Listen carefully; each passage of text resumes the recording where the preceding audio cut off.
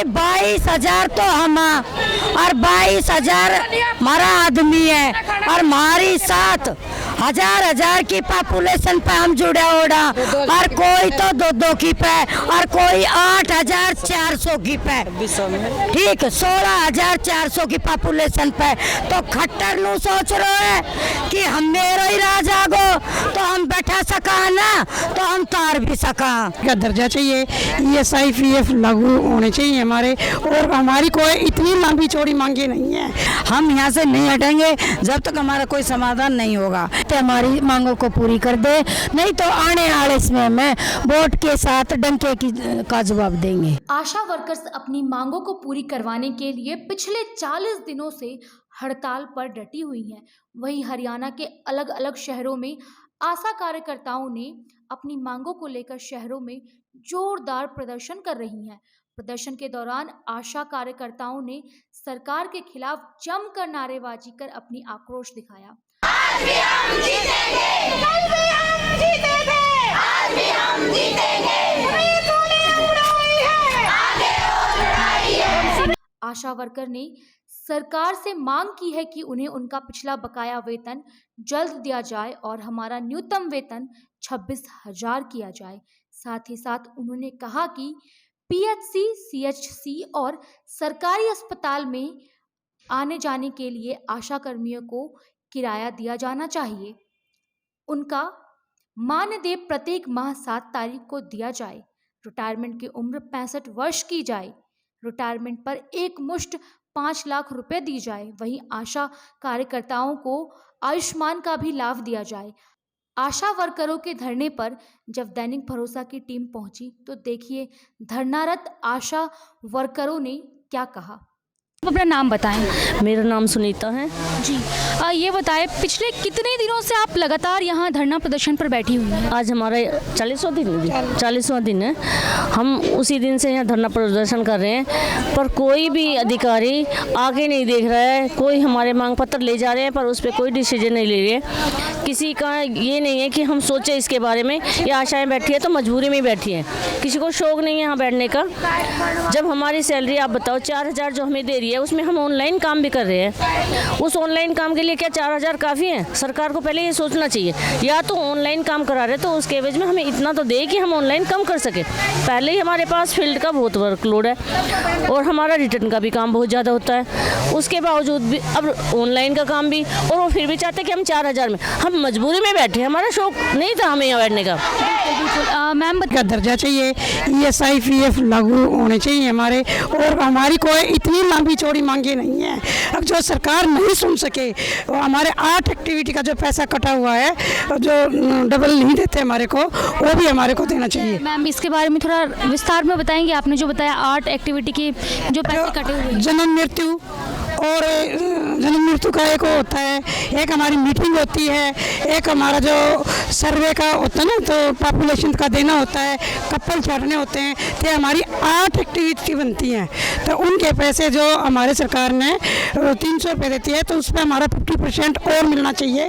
तो सरकार ने काट लिया, वो दे नहीं रही। बिल्कुल ये हमारी 2018 में सरकार ने लागू किए थे, लेकिन अब तक दे नहीं रही है 8 एक्टिविटी का पैसा।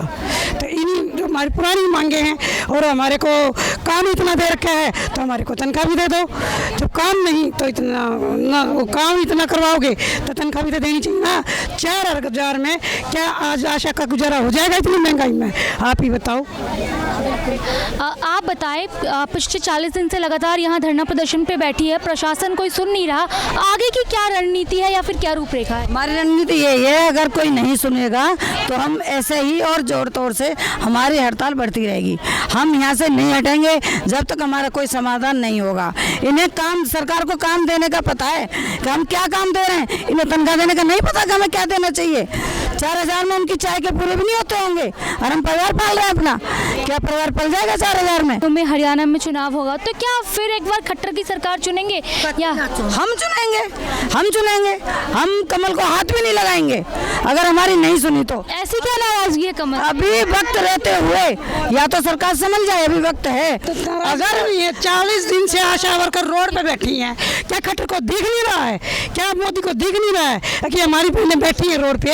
ये किसी की बहन बेटी नहीं है।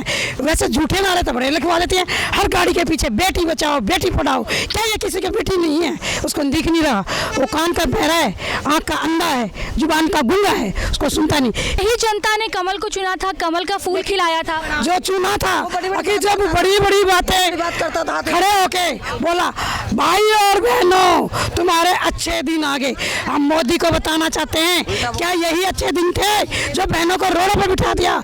हमने नहीं पता था कि हमारे इतने अच्छे दिन आएंगे, हमने रोडों पर भी बैठना होगा। हमने ये सोच कर उसकी वोट दी थी कि पहले कहते थे अगर हम बन गए कमल का फूल खिलेगा तो हम तुम्हारी बात आगे पहुंचाएंगे, तो आशा को पक्का करेंगे, पक्का कर्मचारी का दर्जा देंगे और वो वेतन लागू करेंगे आपका और PF ESI से जोड़ेंगे।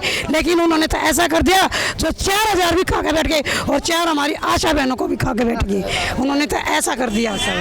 और वैसे कोरोना वॉरियर का अवार्ड हमने दिवाया उनको। नहीं चुनेंगे बीजेपी या कमल नहीं चुनेंगे तो फिर किसे चुनेंगे? आपका विकल्प क्या होगा? जो हमारी बात सुनेगा वो टाइम बताएगा। मैं सतीश जी, मेरा नाम मीरा देवी, मैं जिले की सचिव और राज्य की भी सचिव है। हम यही सरकार को कहना चाहते हैं, आने वाले समय में 2024 में जो हमारी मांगों के हकों की लड़ाई लड़ेगा हम उसको चुनेंगे हैं, और समय रहते हमारी मांगों को पूरी कर दे, नहीं तो आने वाले समय में वोट के साथ डंके का जवाब देंगे। कर्मचारी का दर्जा दो। जो हमारे पहले 3000 दिए थे तो हमारे 50% काट लिए गए थे, तो क्या बढ़ाया था तब? कभी खट्टर ने कुछ नहीं बढ़ाया था। जैसे इधर की साइड बढ़ाया था उधर हमारा 50% काट लिया गया था। और 4000 में खट्टर ये देख लो कि क्या कर सकता है।